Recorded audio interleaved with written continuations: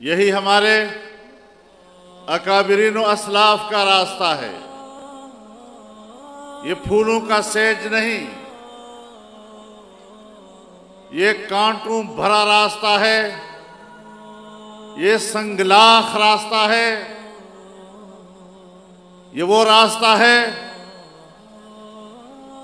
जिसे हमारे अकाबिर असलाफ ने अपने खून से आबाद किया है,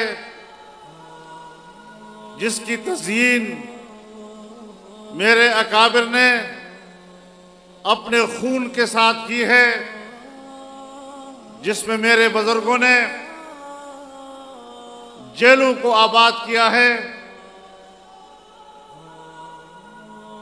फांसियों के फंदों पर उनके जिस्म लटकाए गए। उनका ख्याल यह हुआ कि इसे रास्ते से हटा दिया जाएगा तो फिर दीन का नाम लेने वाला कोई ना होगा, जिहाद का नाम लेने वाला कोई ना होगा, आजादी व हुर्रियत की बात करने वाला नहीं होगा। लेकिन यहां तो इस्लाम जिंदा होता है हर करबला के बाद। हमारी शहादतों, हमारी कुर्बानियों और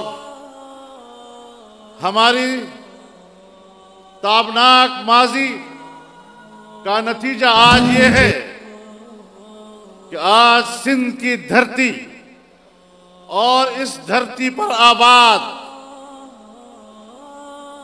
रोशन ज़मीर लोग इस इज्तिमा के हवाले से ऐलान कर रहे हैं कि हमने डॉक्टर खालिद महमूद सोमरो का रास्ता छोड़ा नहीं है, हमने उसको आबाद किया है और हमने दुश्मन के इस बहीमाना जुर्म का बदला ले लिया है।